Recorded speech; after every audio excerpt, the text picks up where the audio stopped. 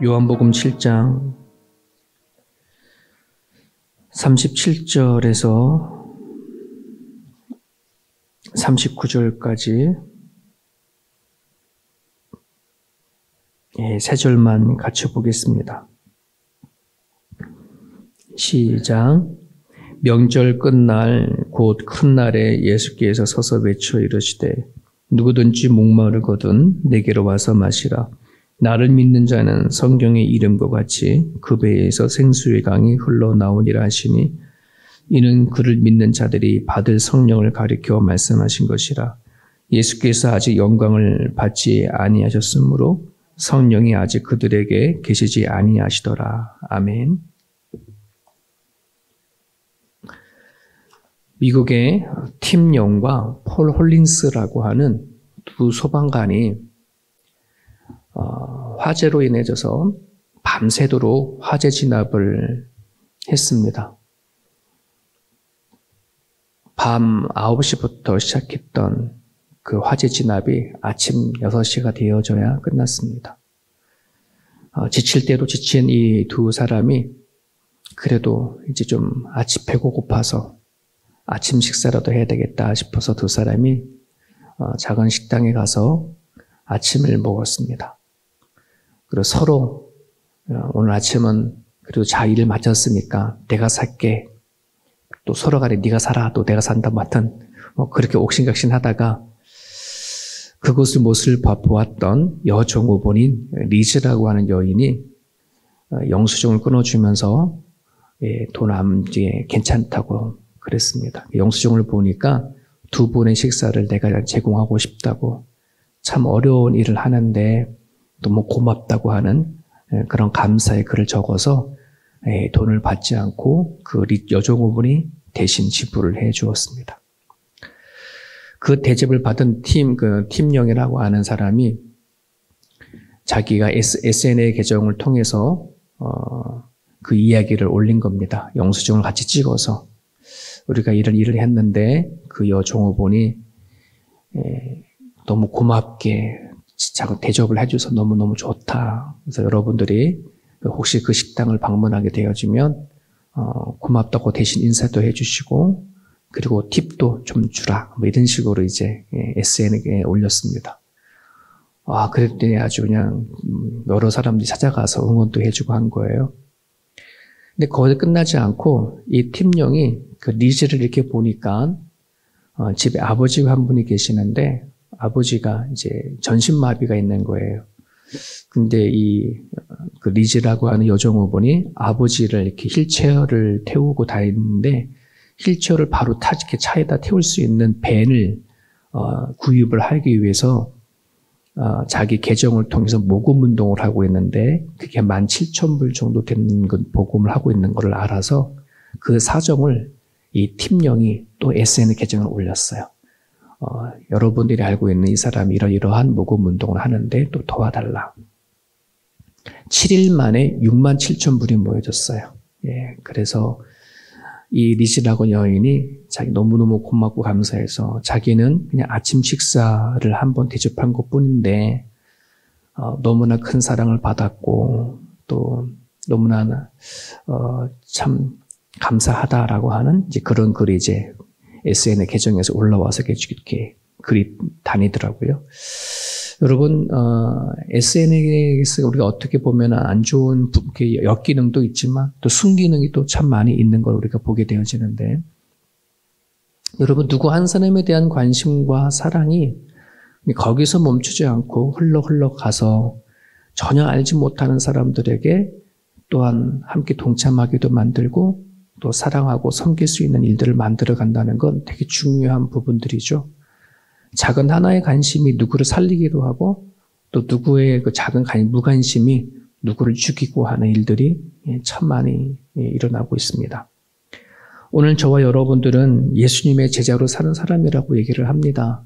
그렇기 때문에 우리는 살아가는 때의 삶의 그 시각들이, 시선들이 어디에다가 우리가 많은 초점을 갖추고 살아가야 할까 하는 것에 대한 그러한 부분들, 오늘 저나 주신 말씀을 붙잡으시고 눈에 보이지 아니하는 성령 하나님이 우리와 함께 동행하고 계시고 또 예수 그리스도를 믿는 우리들의 신앙인들, 바울의 고백처럼 우리는 그리스도의 향기다라고 말했던 것처럼 살아가는 삶의 현장 가운데 그리스도의 향기를 드러내며 살아가는 그런 삶이 되어줬으면 좋겠습니다. 특별히 돌아온 주일부터 저희들이 마을 공동체를 시작을 하려고 합니다. 같은 교인들끼리 같이 모여서 작은 그룹을 이루어서 이제 공동체를 세워가는데 정말 우리가 하나님에 대한 사랑을 받은 것을 흘러보내야 할 장소이고 또 하나님부터 받은 그 섬김과 비전들이 또 거기 안에 흘러가야 할 그런 곳이라고 생각이 되어집니다. 그냥 모여서 교제를 나누고 말을 벌이는 그런 시간, 그 자리가 아니라 함께 마을을 건강하게 세워가는 그런 공동체이니까 오늘 이 주신 말씀을 붙잡으시고 여러분들이 각각 이제 마을의 공동체 소속되어져서 세워갈 터인데 우리가 이 마을 공동체를 건강하게 세워가려면 무엇이 필요할 것인지 여러분들이 오늘 기도제의 말씀에서 찾기를 바랍니다. 오늘 예수님께서 말씀하십니다. 예수님께서는 생수의 강이라고 표현하십니다. 그래서 오늘 우리들 가운데 예수를 품고 살아가는 사람들은 생수의 강이 우리 심령 가운데 흘러가는데 이때 가장 필요한 것이 무엇인가를 보겠습니다. 우리 37절에 보면 명절 끝날 이 명절은 초막절을 얘기를 합니다. 그 앞에 우리가 2절을 보게 되면 초막절이 가까운지라 하는 말씀과 이어지는데요. 명절 끝날 초막절이 약 7일 정도 진행되어지는데 7월 거의 끝무렵 8일째가 되어지는 날입니다. 그때의 큰 날에 예수께서 서서 외쳐 이르시되 누구든지 목마르거든 내게로 와서 마시라 이렇게 외칩니다. 여러분 우리가 예수님의 생명수를 흘러보내기 위해서 예수님의 제자로 살아나가기 위해서 우리가 가져야 할 가장 필요한 요소가 있다면 제일 먼저는 생수의 강을 먼저 맛보는 겁니다. 내가 그것을 먹어보지 아니하고서는 누구에게 먹으라라고 말할 수도 없고 누구에게 흘러보낼 수도 없습니다. 그렇기 때문에 저나 여러분들이나 예수님의 생수다, 나를 살게 하는 거다라고 하는 이 각자의 그 간증들, 각자의 경험들을 가지고 있어야 흘러보낼 수가 있다는 사실이에요. 오늘 이 초막절에 보게 되면 유대인들은 이 초막절에 특별히 하는 것이 있다고 합니다. 뭐냐면 제사장이 그 실로암 연못에 가가지고서 물을 길러다가 7일간을 그 성전에다가 갖다 붓는 일을 한다고 합니다. 이것은 뭐냐면 광야를 통과할 때 무리바 사건에 여러분 잘 아시지 않습니까? 무리바 사건을 기념하기 위해서 7일간을 그러니까 초막절을 하고 있는 내내 갖다 붓는 거예요. 그리고 나서 8일째 될 때는 그것을 물을 붓는 의식을 멈추었는데 그때에 예수님께서 말씀하신 거예요. 나는 그 생수의 강이다. 누구든지 목마르거든 내게로 와서 마시라라고 하는 이 선포를 했거든요. 근데 이 말씀은 그냥 어떻게 보면 우리들 그런가 보다 할 줄 모르지만 유대인들에게 이 말을 들었을 때에는 되게 충격적인 거였어요. 엄청난 선포였거든요. 왜냐하면 그들의 유대인들에게 가지고 있는 생수를 준다, 먹는 물을 준다라고 한다는 것은 그들의 역사 가운데는 모세밖에 없었어요. 모세가 이스라엘 백성들을 이끌고 광야에 갈 때 목마를 때에 반석을 쳐서 물을 나오게 했기 때문에 모세를 통해서 물을 받았다라고 하는 것이 있기 때문에 그리고 또 하나는 장차 오실 메시아를 통해서 그 물을 우리는 또 먹을 수 있어 라고 하는 그들이 갖고 있는 메시아 사상이 있거든요.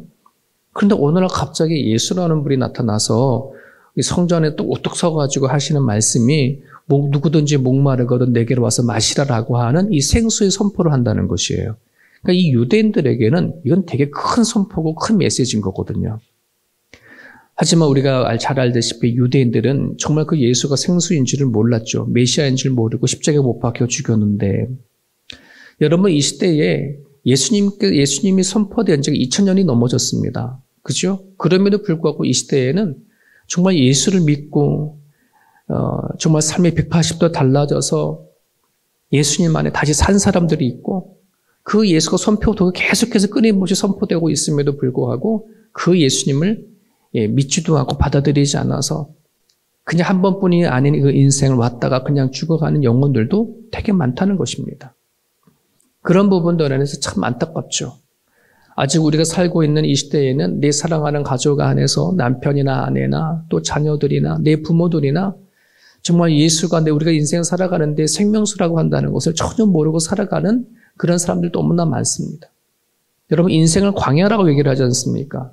그 인생 살아가다 보면 참 많이 척박합니다. 지칠만도 하고 힘들어 주저앉아 있고 예수님께서는 그때 그 광야 같은 인생에서 그거를 채워주시고 목마름을 해결해 주신 분이라고 선포하고 있음에도 불구하고 수많은 사람들이 그를 받아들이지 아니하고 인정하지 않은 채 여전히 살아가는 인생의 광야 같은 삶 속에서 주저앉아 있고 힘들어하는 경우들이 너무나도 많이 있습니다. 그렇게 힘들어서 사람들한테 찾아가고 병원에 찾아가고 무엇을 붙잡고 해보지만 해결되어지지가 않잖아요. 자, 그런 부분들 안에서 정말 저희들은 하나님을, 예수님을 통해서 채워지는 그 생수의 강을 맛볼 수 있는 사람들, 그런 사람들이 되어줘야 정말 우리가 강하게 선포하고 이야기할 수 있을 거라고 생각이 되어집니다. 한국의 어른이나 아이들에게 정말 요즘 상담하기 바쁜 오은영 박사님이라고, 크리스찬인데, 금쪽 같은 내 새끼, 금쪽 같은 상담 수업 이걸 하시더라고요. 그걸 보니까 거기서 그 오은영 박사님이 그러시더라고요. 그러니까 그 문제 있는 아이를 막 이렇게 상담에 가는데 특히 청소년들 가운데 보니까 그 가면 우울증에 걸린 아이들이 되게 많다고. 우울증인데 이게 가면을 써서 우울증인지 아닌지 모르는 거예요. 그러면 사람들은 그 청소년을 사춘기구나 하고 말아버리는데 그게 사춘기하고 가면 우울증하고는 다르다는 것이에요. 근데 이 가면 우울증이 청소년만에게 있는 거 아니라 우리 어른들도 안에도 있을 거라는 생각이 드는 거예요. 그 증상이 참 많이 닮았거든요. 그러니까는 자기 안에 우울하다는 것을 다른 방식으로 표현하는 거예요. 그러니까는 전혀 부모님들이 이게 우리 아들에게 우울증이 있는지 전혀 모르는 거예요. 드러나는 방식이 다르니까. 여러분, 우리들이 살아가는 모든 젊은 어린아이들이나 어른들이나 할 것 없이 참 마음의 상처와 아픔들을 참 많이 가지고 살아가고요. 이것을 있는 사람들은 자기 삶 가운데 각자의 모습으로 드러내고 나타내며 살아가거든요. 그러면 자기 자신만 아픈 게 아니라 함께하는 가족들도 또 아프고 힘들어 하잖아요. 그렇지 않습니까? 여러분, 예수님은 생수입니다. 살리시는 분이십니다. 회복하시는 분이십니다. 그 예수님을 먹고 마셔서 우리가 한다는 것은 바로 예수님을 통해서 내 깊은 곳에 숨겨져 있는 목마른 그것을 채워준다는 것입니다. 오늘도 이 시대에 자신의 심령을 채우지 못해서 몸부림을 치고 살아가고 있는 수많은 사람들이 있습니다. 예수님을 통하여 여러분들의 마음속 안에 여전히 목말라하고 힘들어하는 부분들을 채워낼 수 있기를 바랍니다. 여러분, 구원받은 다음에 그것을 끝나는 것이 아니라 이제 생수의 능력이고 성령의 능력에 잠겨야 한다는 말을 38절, 39절에 보면 이렇게 표현하고 있습니다. 특히 38절에 보면 나를 믿는 자는 성경의 이름과 같이 그 배에서 생수의 강이 흘러나리라. 나를 믿는 자는 성경의 이름같이 예수님의 그 안에서 예수님을 통해서 흘러나온다고 한다는 것이에요. 이거는 우리가 성령을 얘기를 하는 건데, 여러분 많은 사람들이 생각하기를 성령의 성령의 마가의 다락방을 통해서 성령 임했다 이런 표현을 하잖아요. 그러면 예수님 시대나 구약 시대 때는 성령이 없었어요? 그렇지 않죠. 우리 성경 읽어보면 구약이나 예수님 시대에도 성령이 있었습니다. 여러분 이거는 성령의 그 존재는 이미 구약이나 또 신약 시대에는 다 있었고요. 성령의 하신 역할이 좀 달라진 건데 예수님께서 승천하시고 성령이 임하셨을 때부터 이제 성령의 사역이 달라진 거예요. 그전에는 특별한 사람들에게만 성령이 임하셨어요. 하나님 선택한 선지자들이나 특별한 사람을 불러서 하나님 일을 하시는 사람들에게 성령의 역사하셔서 일을 했거든요. 그 대표적인 사람들이 사사들이거든요. 그래서 삼손 같은 경우에도 성령이 임하셨을 때는 힘을 갖지만 성령이 떠났을 때는 힘을 잃어버리잖아요.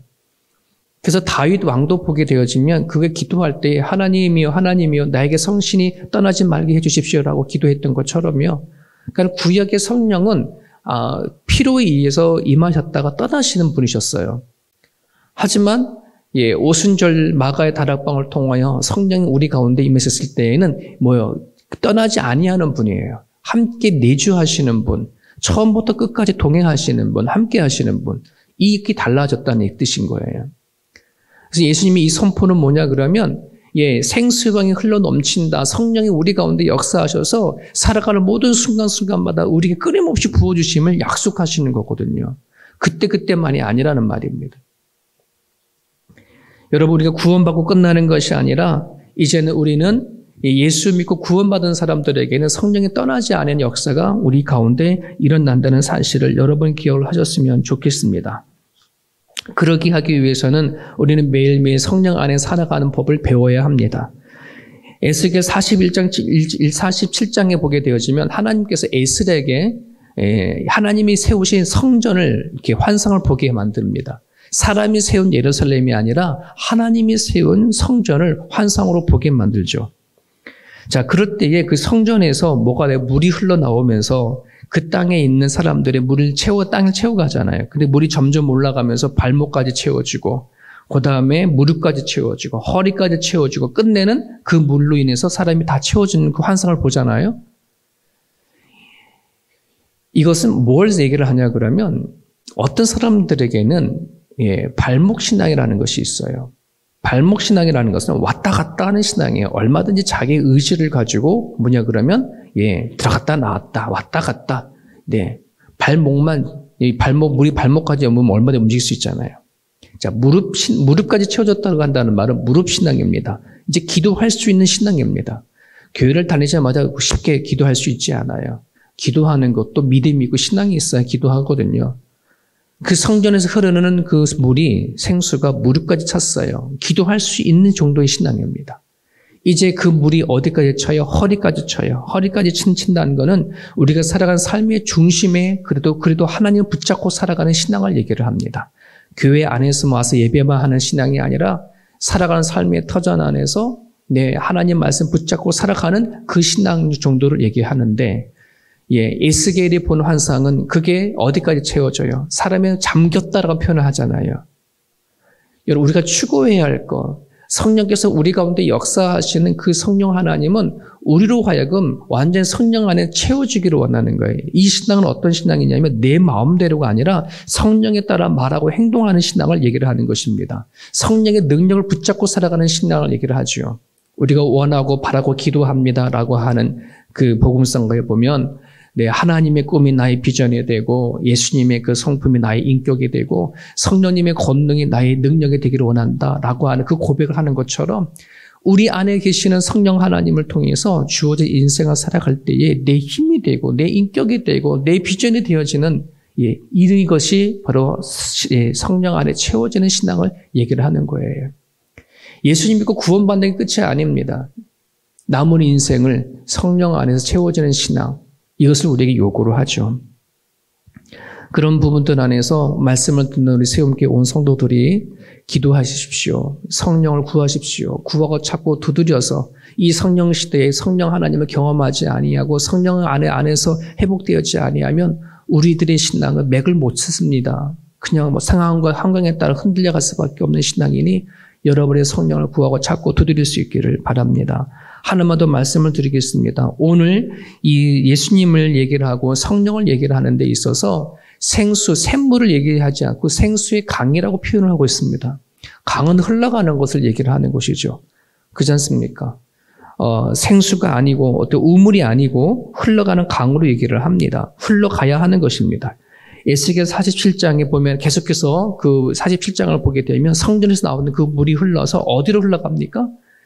사람 머리까지 채워진 그 강이 흘러서 사해까지 가게 되어져요. 죽음의 바다까지 가게 되어져서 그 죽음의 바다에 그 모든 물이 흘러 들어가니 거기에 죽었던 물고기들이 살게 되어지고 그리고 물고기들이 있으니까 어부가 찾아와 가지고서는 고기를 낚는 일들이 일어나지 않습니까? 여러분, 사해라고 한다는 것은 죽은 바다입니다. 오늘도 우리가 살아가는 삶의 가운데 사해는 되게 많습니다. 하나님을 만나지 못하는 마음이 사해의 죽은 바다입니다. 하나님을 떠나버린 가정이 죽은 바다입니다. 복음을 듣지 못하는 것이 죽은 바다입니다. 오늘도 살아가는 삶의 현장 가운데 사해에 해당하는 곳들이 곳곳에 많이 있습니다. 그런 부분들 안에서 여러분들이 가정과 일터와 여러분들이 이때 같이 몸담고 성경 살아가는 이 교회에 생수의 강이 흘러가 넘칠 수 있도록 여러분 기도해 주시기를 바랍니다. 죽은 곳에 다시 회복하고 살아나는 것입니다. 여러분들이 가정 안에서 교회 안에서 누군가가 회복해야 할 자들이 있다면 그거 놓고 여러분 끊임없이 기도해 주시기를 바랍니다. 그것이 우리들의 사명이고 우리들의 기도 제목이 되어야 할 줄 압니다. 오늘 주신 말씀 붙잡고 이렇게 기도했으면 좋겠습니다. 우린 성령 시대에 살아가고 있습니다. 생수이신 성령을 맛보고 성령에 잠길 수 있도록 기도하시고 그것을 체험하고 경험한 우리들을 통해져서 누군가를 회복시킬 수 있는 그 사명의 일들을 감당해 나갈 수 있게 해달라고, 내가 오늘 말하고 행동하는 일들이 누군가를 회복시킬 수 있는 그런 선한 일들이 되어줄 수 있게 해달라고 이 아침 여러분 기도해 주시길 바랍니다. 주신 말씀 붙잡고 기도해 주시길 바랍니다.